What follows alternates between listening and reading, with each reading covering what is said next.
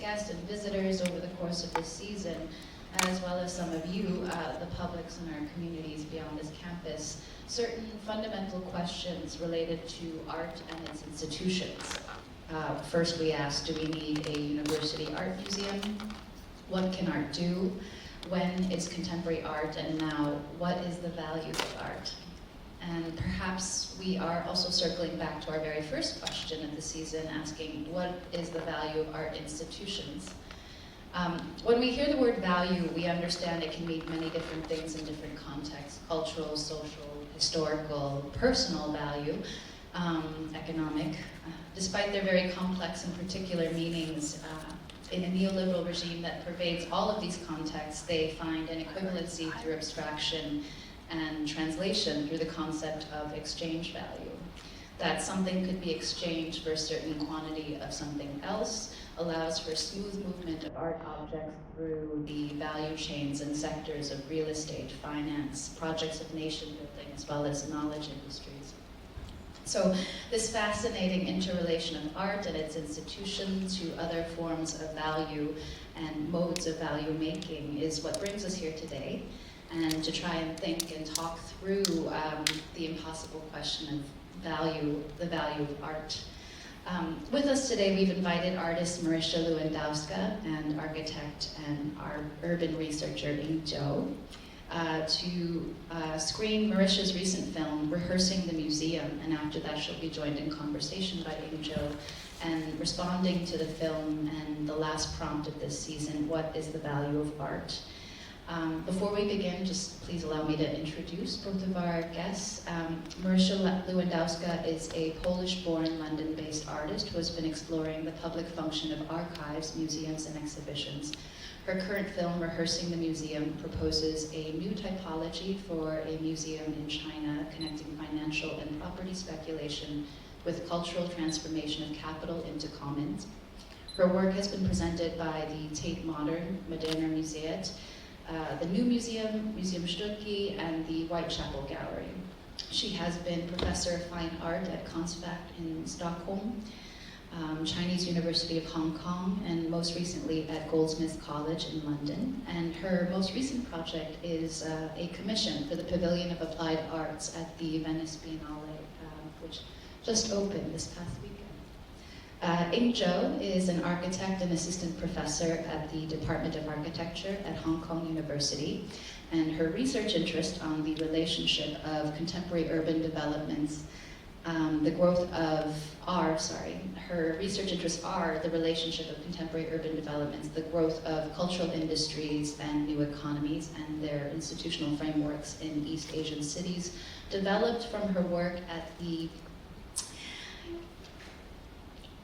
Keys Christiansen, at the firm at the Singapore ETH Center's Future Cities Lab, and with Herzog de Meuron at the ETH studio in Basel. And she has published in a number of journals, the Critical Planning, Urban China, Frieze, Leap, as well as exhibiting at the Rotterdam Biennale, Haus der Kunst in Munich, the Swiss Architecture Museum, among others. She's also Shanghai native and holds a BSc from Princeton, an ARC from the Graduate School of Design at Harvard, and a PhD from the ETH. So we'll start first with the screening of the film, and that will be followed by a conversation, and of course, as always, questions from the rest of you. And I hope you'll also join us after this event. We'll have a small reception upstairs on the 3rd floor with a bit of food and wine and drink, and we'll all have a chance to sort of talk informally. Thank you again for coming.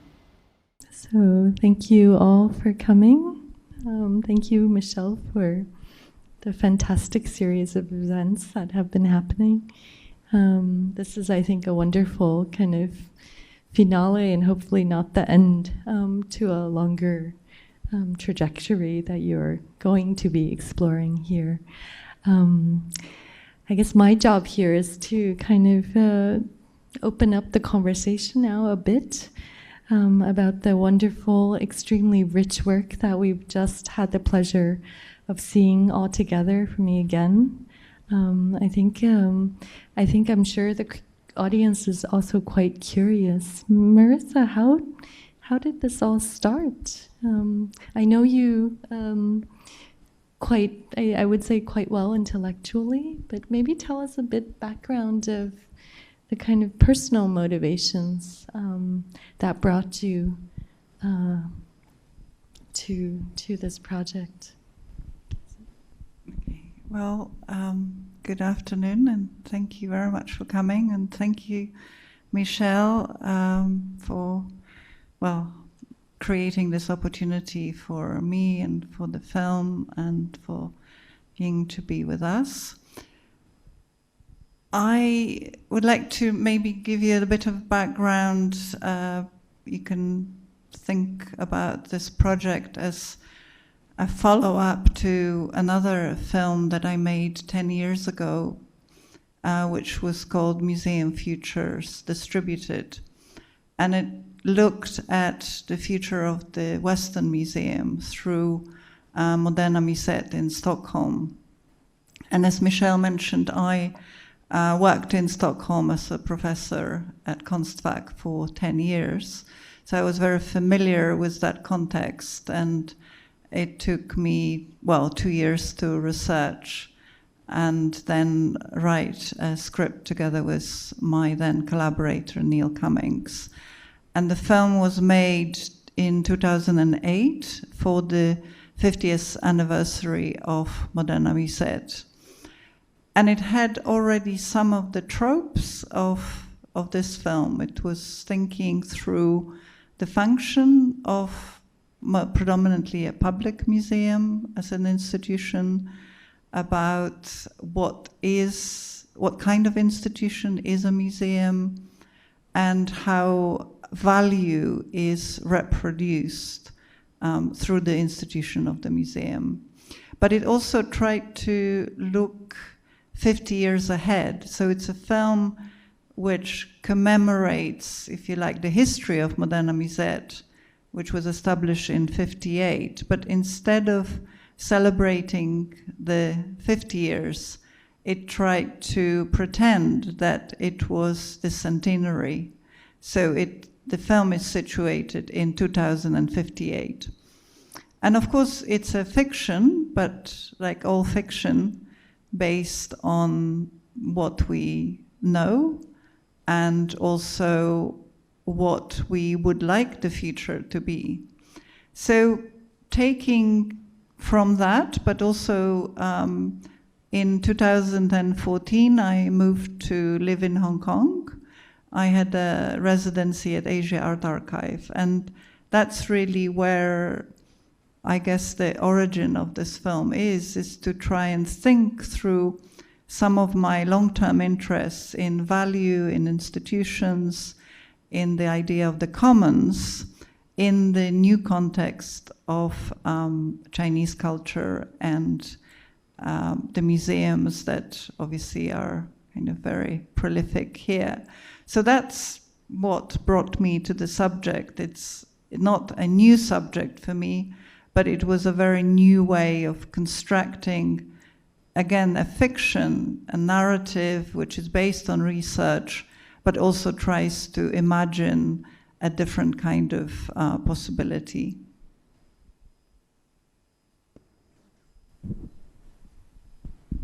I think the word research is actually something that is very, very apparent through the film. There's a lot of kind of references that have been made, especially for those of us who know the context of China very well.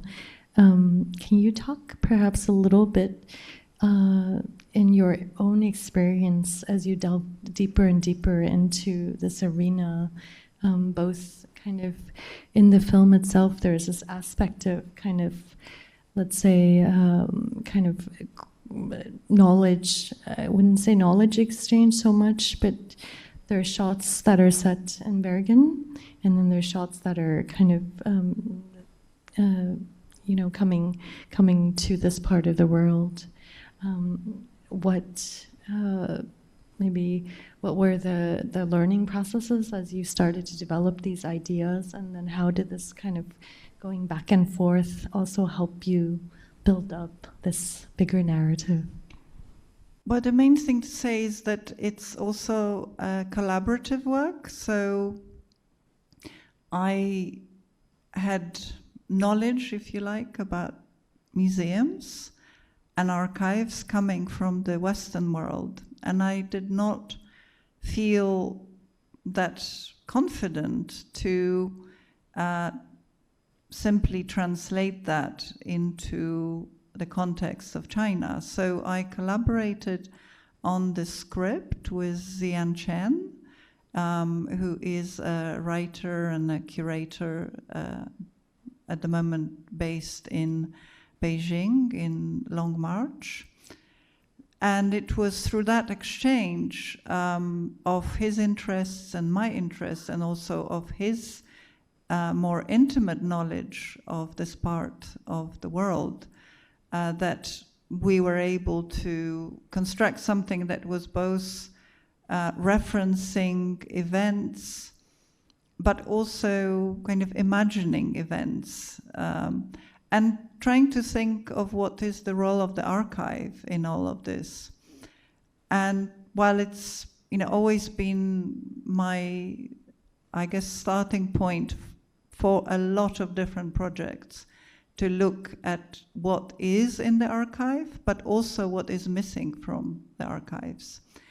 And almost every project that I have been involved with in the last 30 years, which is how long I have been working as an artist, tried to maybe think through the missing parts. And the missing parts is where the speculation begins. So this is a very good example of kind of speculating on both the history and also on the future. It's trying to use this idea of speculation in a quite precise way. And then, I guess, projecting one's own desires onto that future. So my kind of recurrent desire is for the knowledge production as commons, something that I've been advocating through many projects, through a book which was published in 2013, which is called Undoing Property, ? So it's the sort of many of the threads of my interest find some form of resolution in this film. And the commons would be one of them, and speculation and property would be another. I think we can very much see that as a kind of red thread that underlines the film, and also in the bigger context of the question of value, right? We are very much, even here, living under the tenets of a growing liberalization. And within this, of course, I refer now to a philosopher and well-known, I guess, critic of the bigger, let's say, structure in which we all live, the role of the symbolic good of art, namely as part of this, in a way, countering the speculation and the land real estate developments that sometimes very much underline the current museum boom, especially here. Maybe you can help us unpack that also a little more, especially in, I think a lot of the references in the films are about this aspect, right?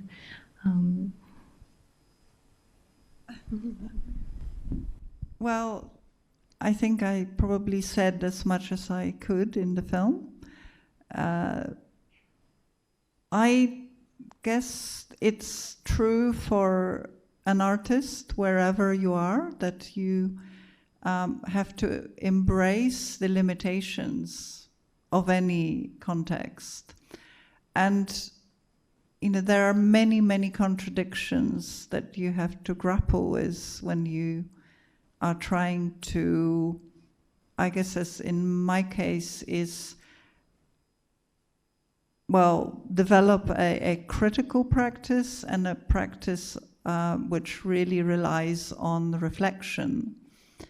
So, one of the huge contradictions, and coming now from the Venice Biennale, where I just spent most of the last 6 months preparing for yet another project, which in fact also speculates and uses fiction in relation to the history of the Biennale.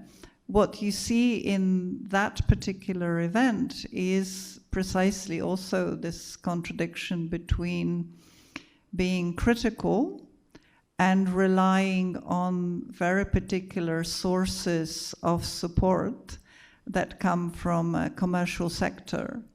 So my practice is for many years, let's say I got where I got to without any backing of any particular commercial situation. So I don't work with galleries, I don't work with dealers. I have an independent practice that predominantly relied on my engagement with education.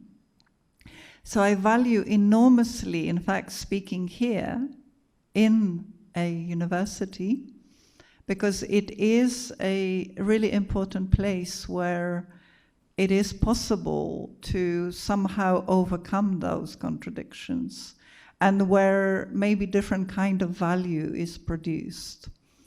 So I guess I'm sort of trying to give a bigger picture to the idea of property, because artists are very, very involved, especially artists who are part of an art market, have to live those contradictions of a critical practice, which very often is very much manipulated for very different ends.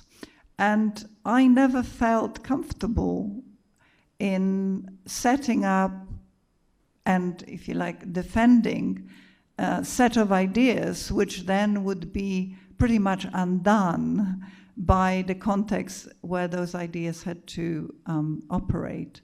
So, a good example is, if I give another example other than the film. So the film was supported by the Norwegian Arts Council, which is a public funding body. I initially had no intention to involve Norway in any way, but someone who works in Norway and runs a non-profit gallery, who was in fact my former student from Kunstfack, suggested that maybe I should be looking into public funding there, and she helped me with that. But once the public funding was forthcoming, I also had an obligation, if you like, which is something interesting, to talk about Norway. So it is really at that point where I started researching in Bergen, where the gallery is located. And suddenly this whole story with the Chinese collection in Bergen appeared to me.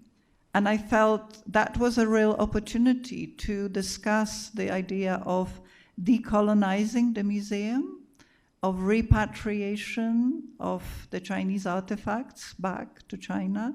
So that was all kind of a gift that only came because of the context of where the funding was coming from. So for me, it's so important to think of property in a very wide sense. So here, the financial source was not just the financial source for making the film, but also became a very particular context of thinking how the subject of the Chinese artifacts, collecting, and the fact that the Chinese collection in the Bergen Museum has not been available since the breaking in 2013. So for me, that sort of really created an opportunity to take those ideas elsewhere than I have originally intended.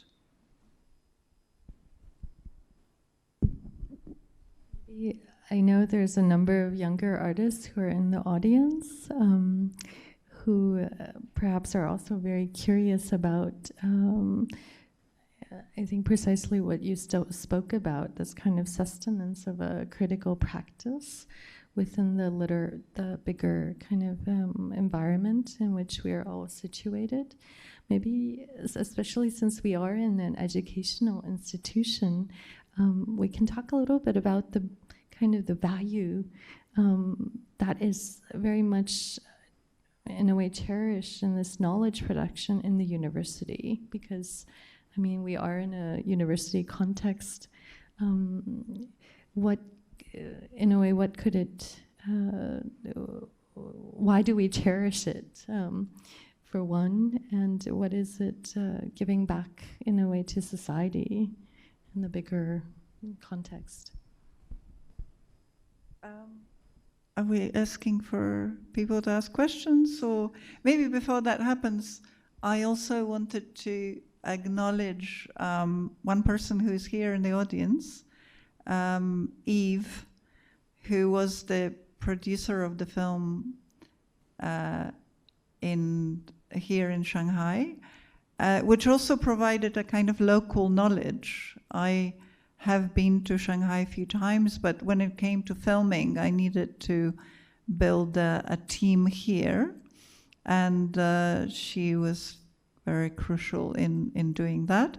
And also you provided some contacts, as you probably gathered in the film. One of the kind of theses that I make or attempt to make, which is kind of central to maybe understanding the film, is that while the Cabinet of Curiosities is the origin of the Western Museum, I suggest that it's the Garden of Curiosities that would be more central for thinking about culture in the Chinese context. So while there is really no, the museum is not a formation which exists in Chinese culture, I think that the equivalent to the museum here is the garden.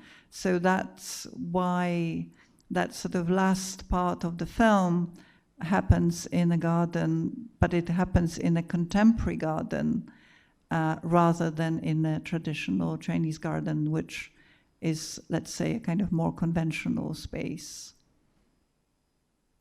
So shall we open up? And I would be, for me, this is such an important moment. It's one thing to make the film, and of course it's been shown in Bergen, and it will be shown in London, but to bring it back here where it was made is a very important moment for an artist to get some kind of feedback to what you feel is, what is your response to it?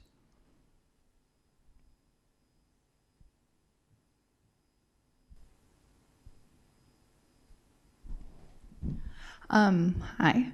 I actually had a question. You mentioned this idea of repatriation, and obviously there's these kind of, I don't know if that was actual footage from when things were taken, and there are all these references to the old summer palace. And, there have been all these thefts of objects that existed in the old summer palace, and this question of whether people are essentially going rogue and repatriating things through theft. And so I was interested to hear your thoughts on that, or if that was something that you intentionally didn't want to develop, because obviously there's all these other things going on. You can't take on more than you can take on. But I would love to hear your thoughts on that. Well, I guess it was, again, just this kind of opportune moment that the museum in Bergen was burgled twice within, I think, 11 months. And it really traumatized the whole museum. And I think you probably know the story from its then director. And the Chinese gallery had to close because it just felt they couldn't possibly lose any more artifacts. Now, it's very difficult to say, the roots of repatriation. And there are, I think, many roots. There are a lot of Chinese artifacts on the market. Who knows how they get there? And there's obviously a lot of money to be spent. And I think, many of the Chinese, I guess, millionaires or billionaires have a bit of spare cash to buy whatever they want. So, but I don't know exactly what to say about this. It's this is where money really drives certain activities, but then there is also, I think, more of a policy to start to think, and that's not just in China, it's across the world. I think Greece would probably be another place which has been trying to repatriate the Elgin marbles from the British Museum. So, there are many interests in thinking, well, where do these artifacts belong? That's one question, where they come from. But another question which, many museums, and the British Museum is probably one of them, would make is that they're probably seen by more people by being in London than by being in Greece. Now, whether that's a legitimate way of preventing these artifacts from going back, I think it's a really important question, especially now, which is a question of belonging and identity. And it's being discussed, I think, more and more. So if this film contributes in any way into that question, whether, not so much what is the best place for these artifacts. I think the question is different. The question is of, how to create a narrative of a place from which these artifacts are missing. So the Summer Palace, which is pretty much a kind of fiction now, it doesn't physically exist. It still exists as a very important place of memory. And can this memory prevail without those artifacts being accessible here in China? Is really what the question should be. And, I don't have an answer to it, but I raise the question.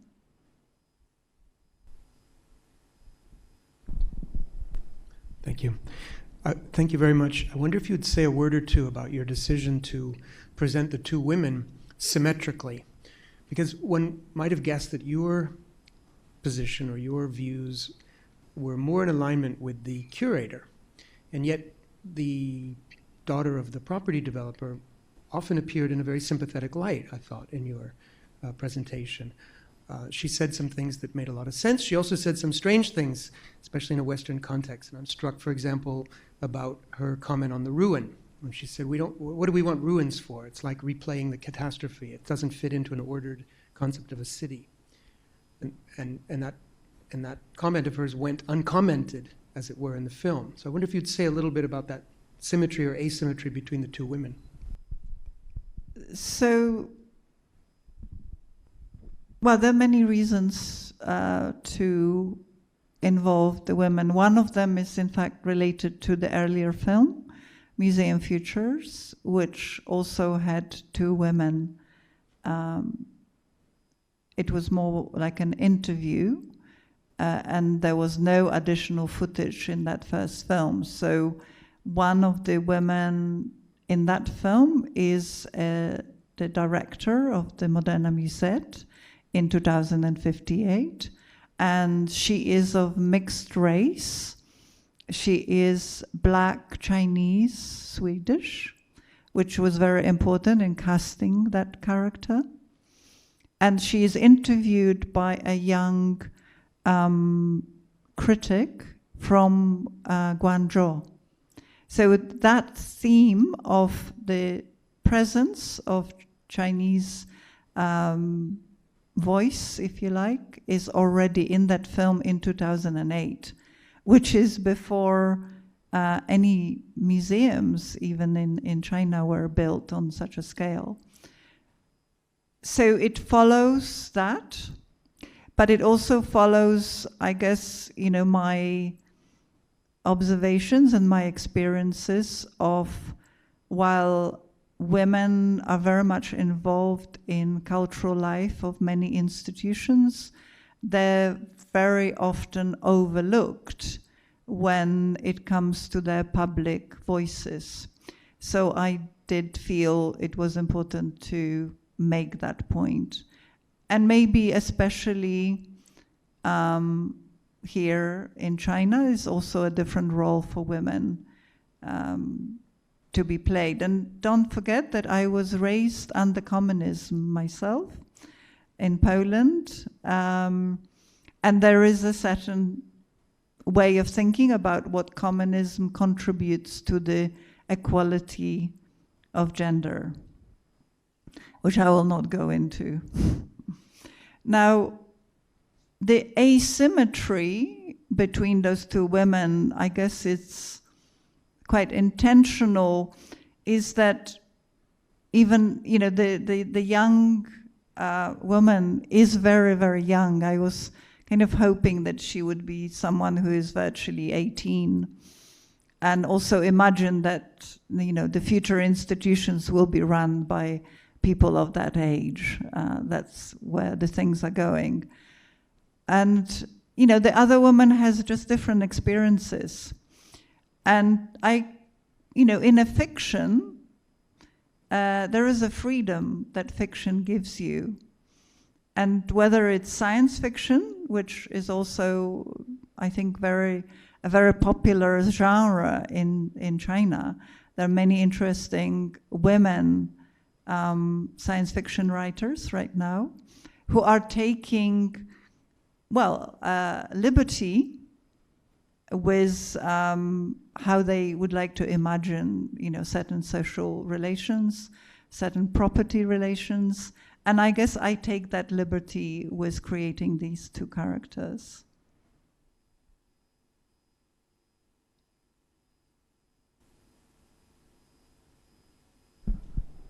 Hello. My question is, as you mentioned, in China, the museum is like equivalent as garden. From my understanding, maybe garden is a place to help us to relax us, to forget us. And in museum, maybe we try to remind of the reality we involved. So I'm curious about how do you feel, or what's the mechanism to support the function, the museum's function to help us remind of the reality, the truth. We are immersed, we involved. Maybe you want to answer something about that. Well, I think the garden as a metaphor is something that localizes also kind of the space of the public, right? I think that kind of, at least in classes, we always talk about this, that the museum was kind of a physical container of knowledge. So the artifacts, this is something I also wanted to ask earlier, is that they attain a value, especially in relation to this repatriation, because they represent a certain kind of history, right? And especially when we talk about this repatriation, it's a very particular kind of history that is chosen to be valued. So that's the issue where we've been talking about, this issue of value. But when it comes to the garden, especially I think the context of this region, right? This garden is something that is semi-public, semi-private in that way, and it's also very much layered as spaces. So it's a different experience of gaining knowledge rather than, this kind of, one-to-one. You have the object and then the subject, right? It's a kind of, I imagine, an inverse of that. So I think that's why this metaphor very much is spatially, I think, used. Yeah, I think, the sort of main common factor in both the garden and the museum is the ability to reflect. So I think and also this function of the public. So for me, the value is in the fact that you are visible to others. So in the garden, you are visible to others as much as you are in the museum. And also I think in the traditional Chinese garden, it's not just a space for leisure, it's a space of learning. And it is also learning about yourself, which makes it closer to the museum. In the museum, you look for some form of self-identification. And I think that would be true for the garden too. So, this is the value of creating a space that is truly public. And for that to be truly public, you must find something that you feel you can identify with, whether it's through the artifacts or, if I take an example that is kind of close to me, which is Tate Modern. Tate Modern in London is not just a place where people come to see art. People come to be together. And all kinds of people come because it's free, because it has a lot of spaces where you don't have to pay, you don't have to do anything in particular, you can just meet people, and you can also see art. But it is this kind of publicness that creates a different exchange. And I think, this is where people feel they want to be together. And also, I think I guess they contribute something by being there, because there's no point of having a museum unless you have people coming there.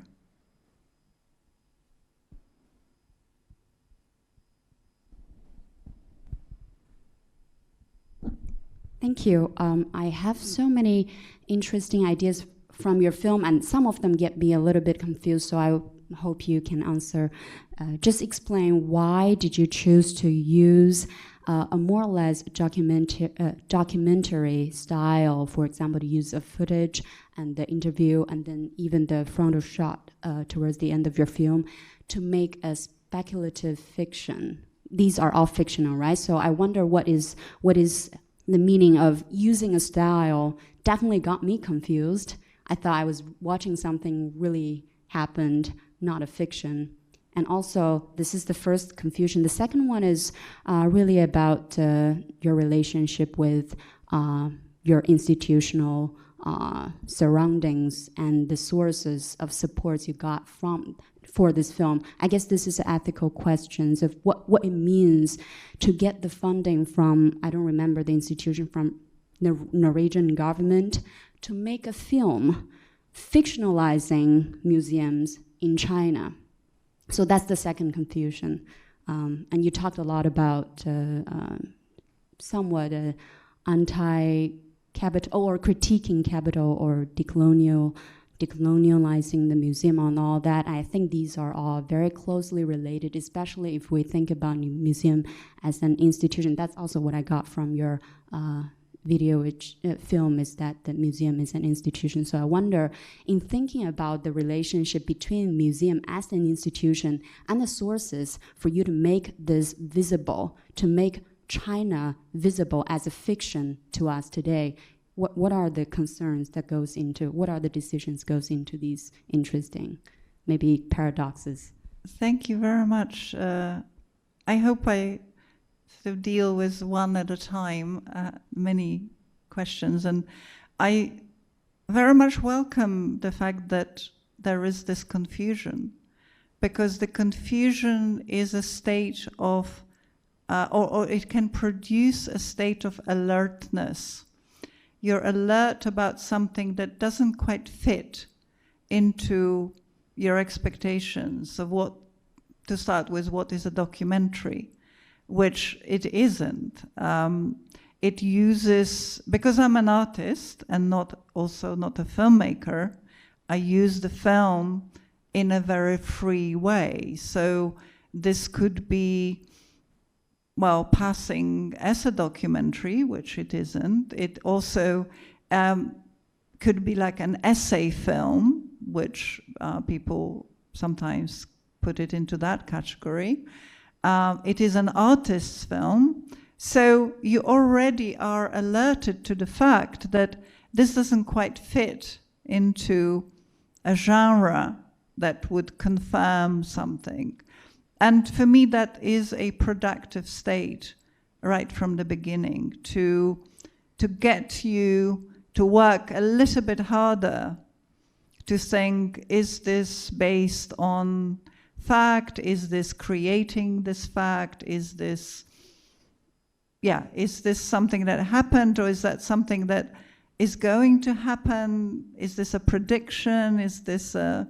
So, that is for me, in the space of what if.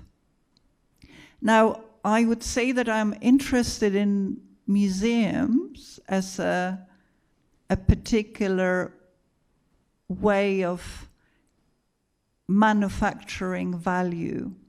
So for me, that is the interesting part. So I have a history as an artist of having worked with major museums.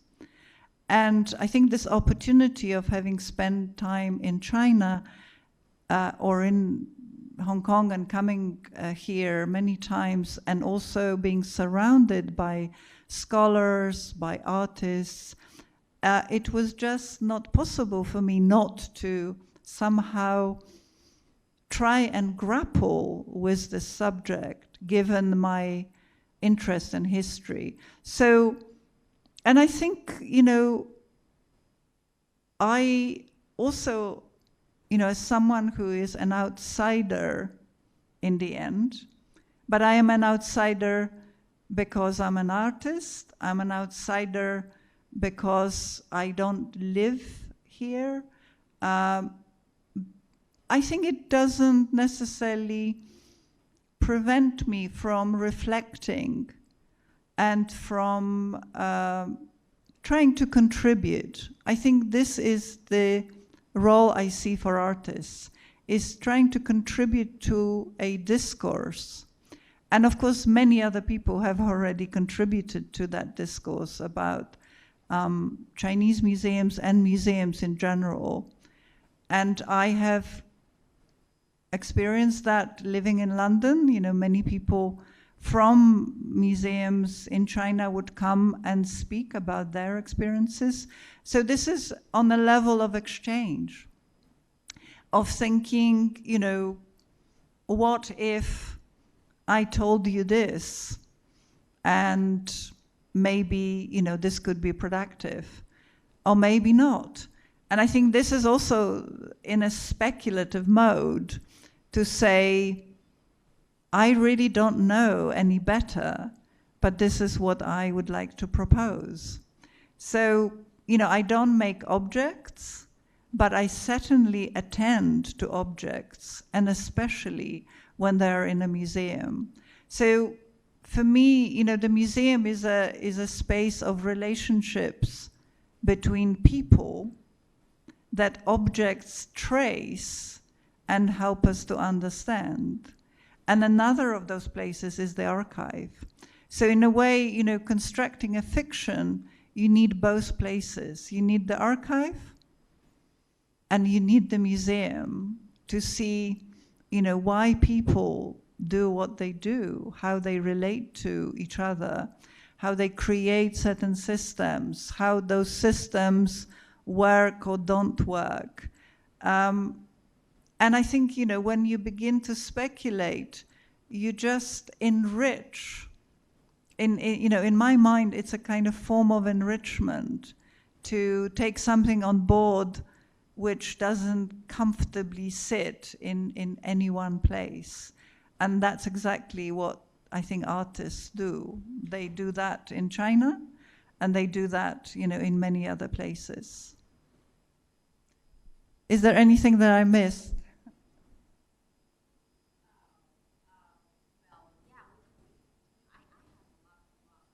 Okay.